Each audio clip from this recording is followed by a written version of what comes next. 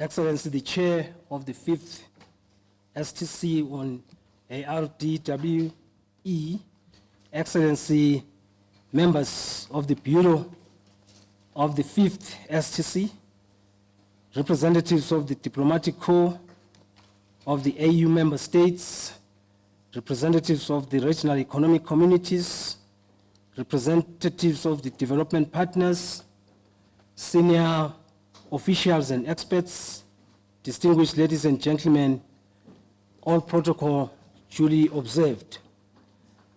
It is my distinct honor and pleasure to warmly welcome you to the senior officials session of the 6th ordinary session of the Specialized Technical Committee, STC on Agriculture, Rural Development,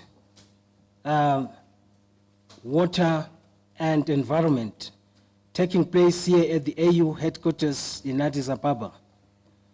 Allow me at this outset to express my sincere appreciation to your excellencies and distinguished delegates for making time to attend this important statutory meeting. This session provides a critical platform to review the progress made in implementing the decisions of previous STCs, to offer policy guidance, and to collectively chart the course of our department's work and priorities for the coming 2 years. Hence, it takes place every 2 years. Distinguished delegates, ladies and gentlemen, this session comes at a pivotal moment as we transition from the Malabo CAADP Agenda 2014 to 2025 to the Kampala CAADP Agenda 2026 to 2035, which our heads of state and government endorsed this year in January under the theme, Building Resilient and Sustainable Agri-Food Systems in Africa.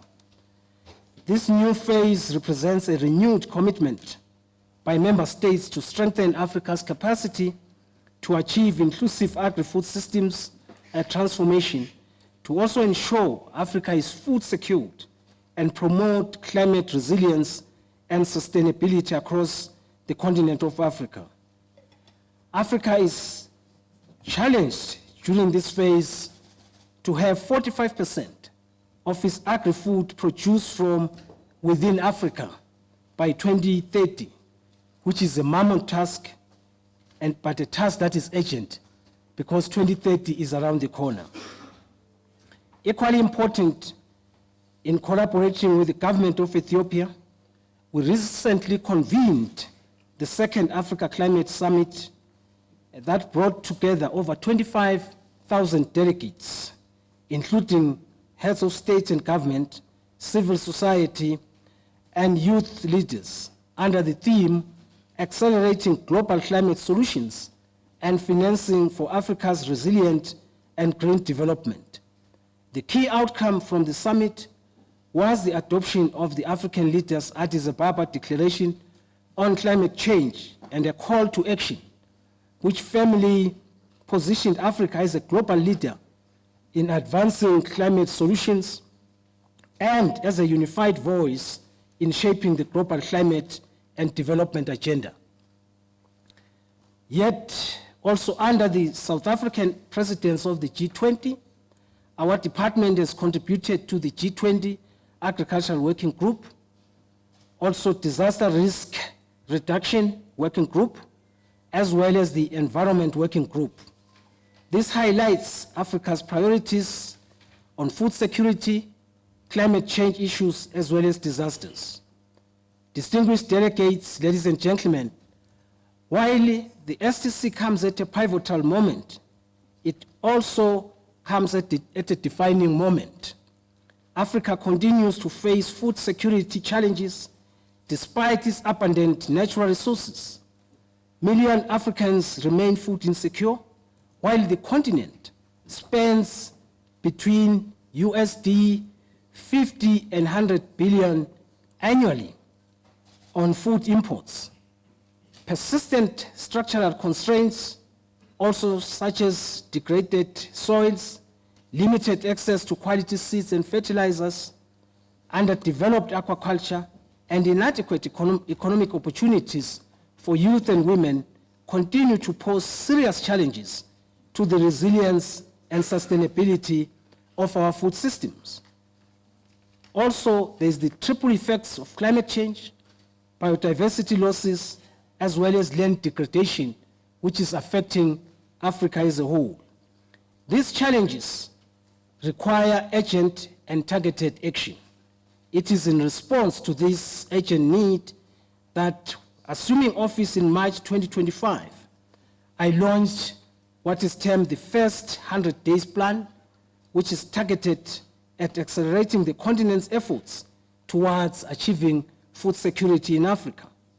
The plan focuses on key priority areas, which include soil mapping and soil health, optimizing fertilizer blending and inputs, developing seed systems and protecting biodiversity, creating jobs for youth, advancing the blue economy and aquatic food systems, and promoting climate change adaptation and resilience.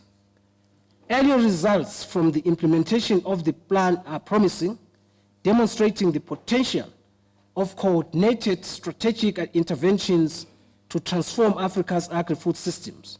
We now need to build on these early successes to ensure sustained impact and to accelerate progress towards a food-secured Africa.